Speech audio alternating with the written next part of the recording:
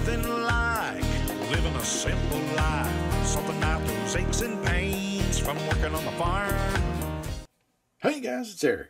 Hey, check it out. We're going to install a dash cam today. Let me just introduce you to this thing.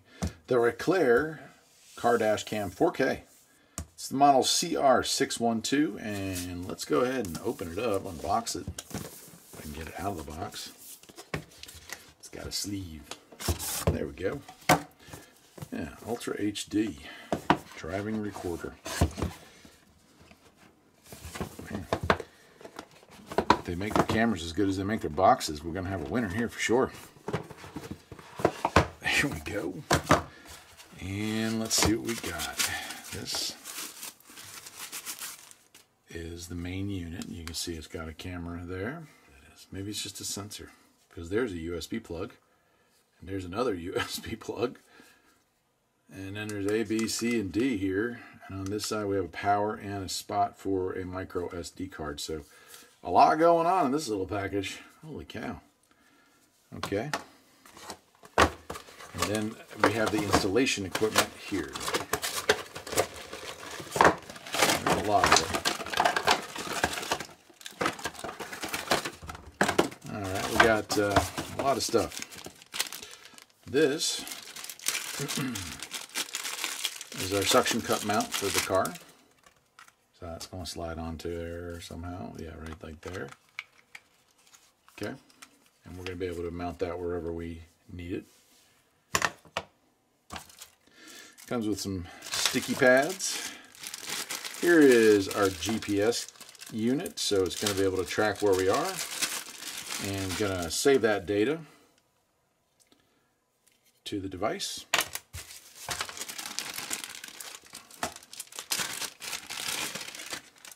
Here's our rear camera.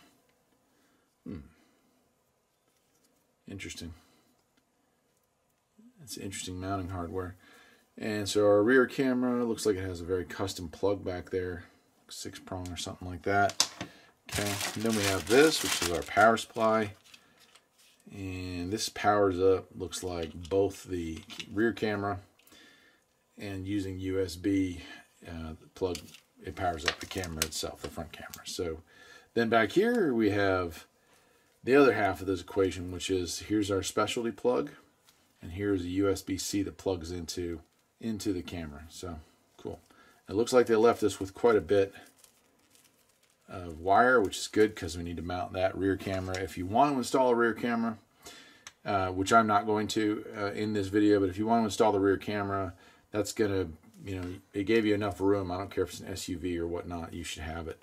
This can also act as a backup camera if you have an older car that doesn't come with one. It's kind of a small screen for that function, but I bet you could view that while you back up. If you are interested, you could have that kind of top-down approach, see if there's anything hidden behind cars. Cool. All right, well, let's get the front part anyway mounted up, and we'll go through some of the menu.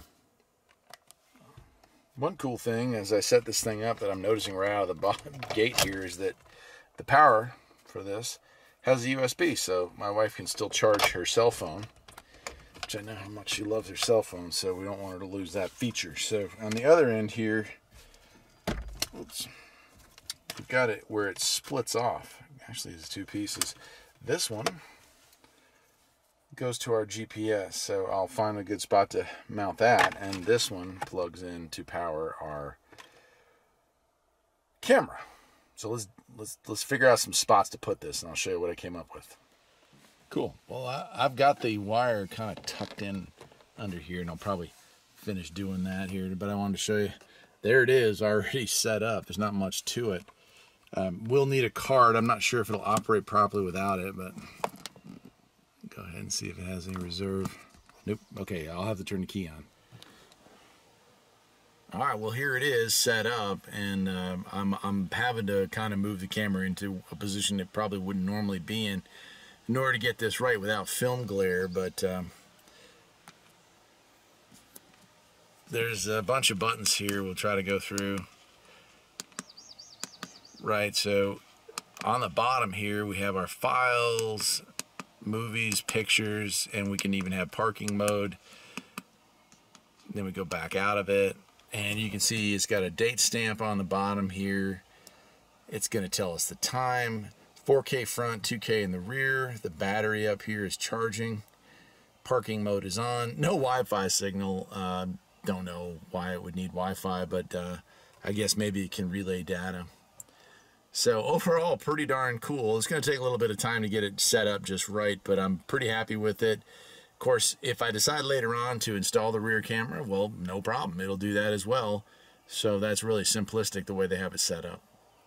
I guess that'll do it for today. I hope you enjoyed this video. It's kind of short, but to the point, which is what some of my viewers have been asking me to try to do. So, till next time, my friends, take care.